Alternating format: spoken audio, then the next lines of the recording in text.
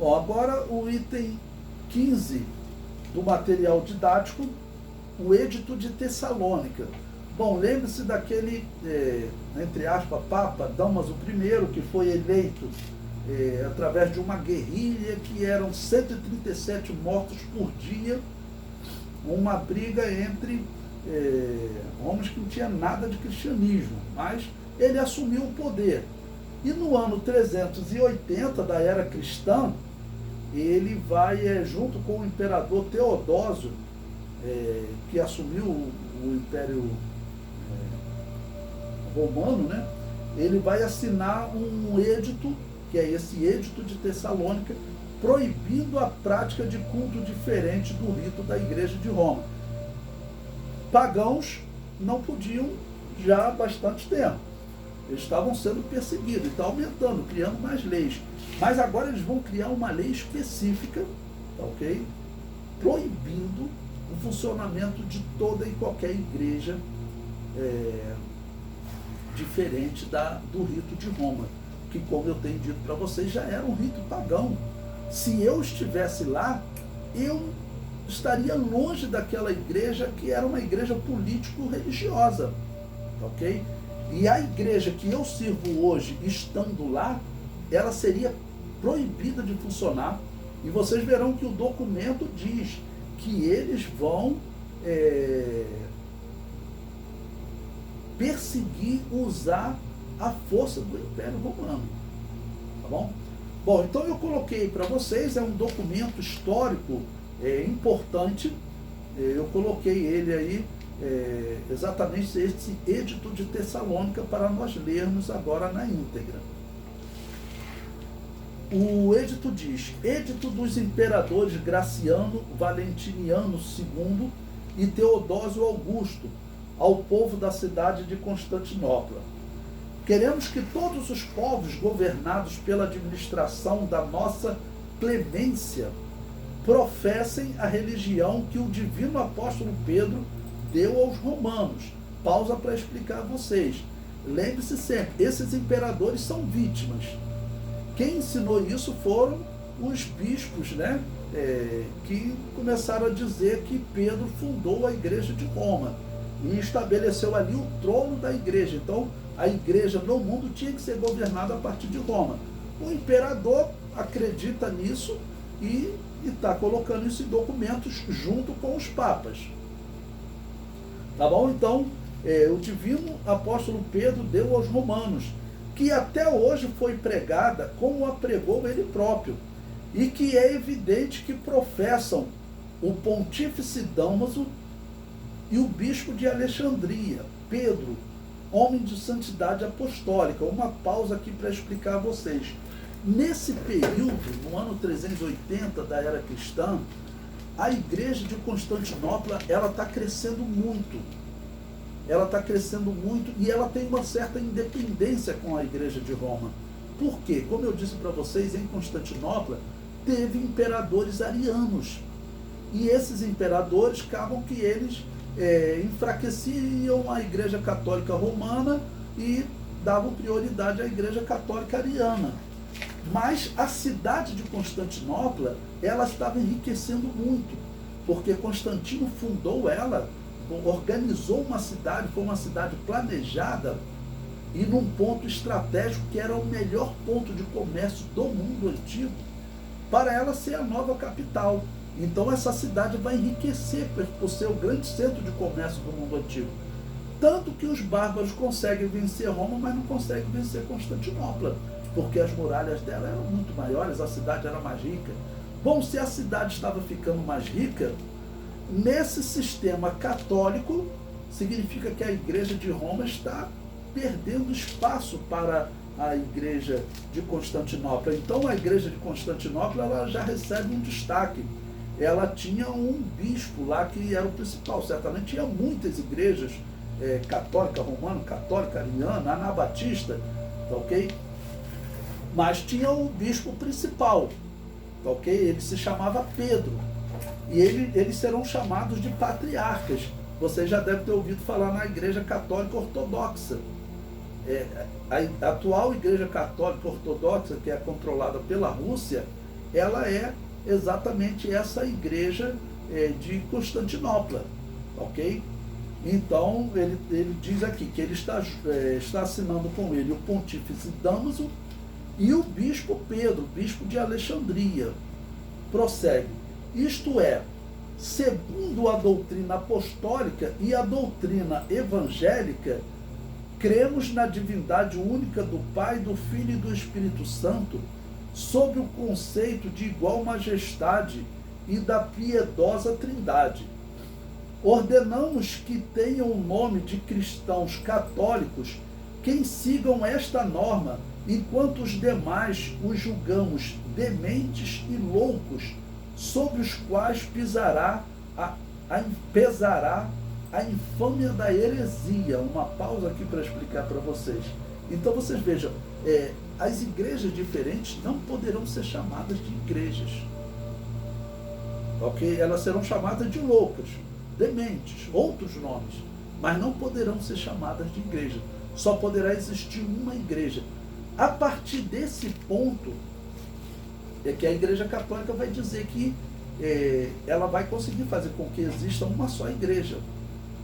Todas essas igrejas anabatistas, donatistas, priscilianos, montanistas, a Igreja Católica diz que vai conseguir destruí-los próximo do ano 700 da era cristã.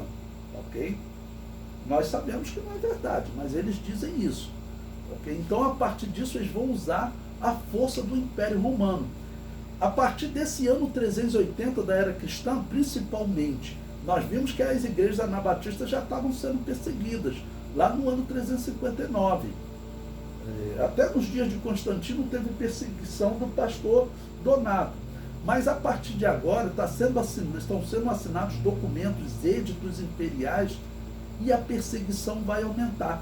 A partir desse momento, até aquelas igrejas que eram pentecostais, que a Igreja Católica critica muito, ok? Que era a igreja de Tertuliano, a Igreja Pentecostal Nova Profecia, essas igrejas terão que desaparecer, porque a Igreja Católica será implacável.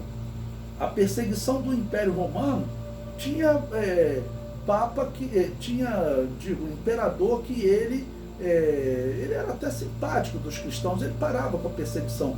A perseguição católica, desse período que nós estamos vendo aqui, em que é assinado esse edito, até o ano 1800, no período da Revolução Francesa e da independência dos Estados Unidos, a Igreja Católica vai seguir perseguindo e matando os cristãos pentecostais, porque é difícil encontrá-los na história. Nós encontramos, mas poucos. Por que será tão difícil encontrá-los? Porque a Igreja Católica vai persegui-los implacavelmente. Nós vamos encontrar mais à frente a Igreja Católica dando ordem aos reis. Existem igrejas aí no território de vocês que não seguem o rito católico, encontraram escondida nas montanhas da França. Vocês têm que ajudar a perseguir e matar esses hereges. E os reis eram obrigados, senão a alma deles iria queimar no purgatório. E aí os reis pegavam e mandavam matar. Por isso que o Apocalipse diz que essa religião está assentada sobre os reis da terra. Os reis recebiam ordem do Papa: olha, se você não ajudar a perseguir esses hereges, eu não tiro a tua alma do purgatório. O rei ficava louco, né? E tinham pessoas, filhos, parentes, que falavam: e o Papa agora é um maldito, vamos nos afastar dele, senão nós também seremos malditos. Nós veremos isso na história. Por quê? Eles estão sendo dominados por essa religião. O comentário prossegue. Os seus locais de reunião, o texto do Edito de Tessalônica prossegue. Os seus locais de reunião não receberão o nome de igrejas e serão objeto, primeiro, da vingança divina, e depois serão castigados pela nossa própria iniciativa, que adotaremos seguindo a vontade celestial. Dado o terceiro dia das calendas de março em Tessalônica, no 5º consulado de Graciano Augusto e 1º de Teodósio Augusto.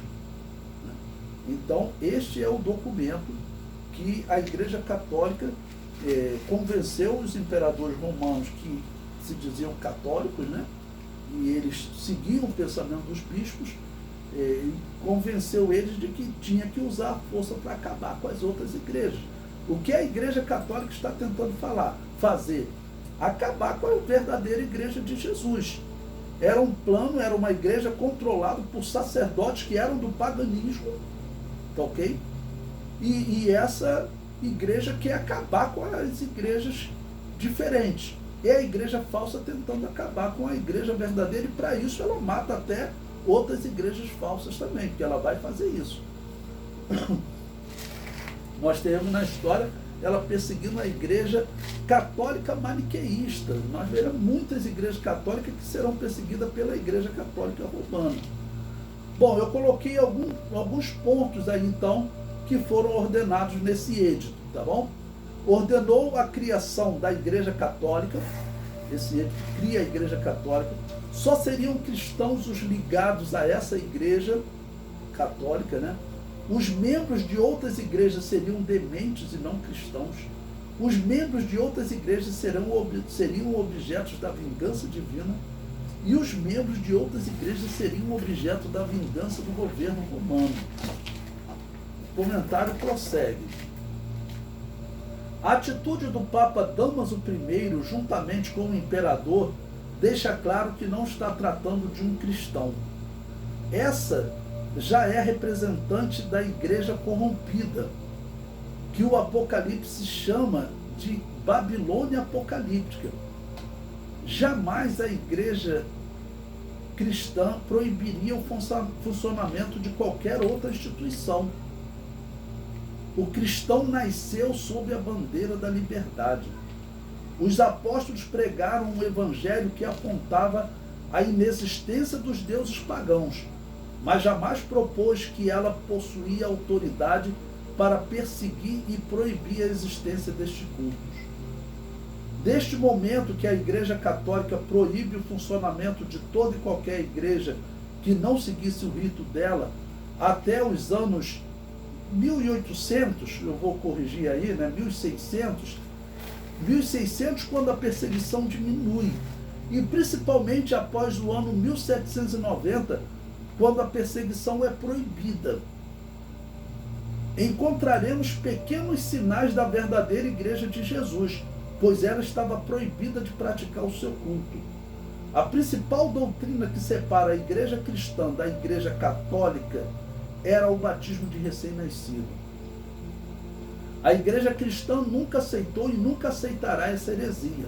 Ela tira do nosso Deus o que ele mais almeja: ouvir a declaração de amor e fé do homem que se arrepende do pecado e aceita passar pelo batismo, o símbolo de morrer para esse mundo e viver para o novo mundo em Cristo.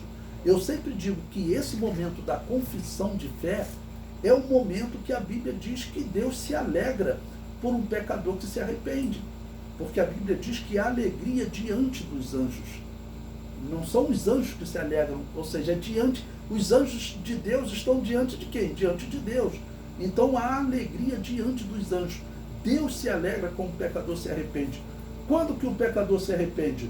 Quando ele confessa os seus pecados e é batizado em nome do Pai, do Filho e do Espírito Santo. Bom, eu coloquei um texto aí de um artigo da Universidade Mackenzie, que é uma universidade protestante, o que os protestantes dizem: Igreja e Estado, uma visão panorâmica, ele diz. Em 380, Teodósio e seu colega Graciano promulgaram um edito decretando que todos os povos do Império deviam praticar a religião que é seguida pelo pontífice Damaso de Roma e por Pedro, bispo de Alexandria, a saber, o cristianismo ortodoxo, que confessa a única divindade do Pai, do Filho e do Espírito Santo. Este decreto, que marcou o triunfo do partido niceno sobre o arianismo, também marcou um novo momento na história da relação das igrejas com o Estado romano. Certamente, o catolicismo era agora a religião oficial do Império e todas as outras foram proibidas, inclusive as formas variantes do próprio cristianismo. Ok? Diz esse artigo, eu coloquei o link ali total para vocês poderem visitar, ok?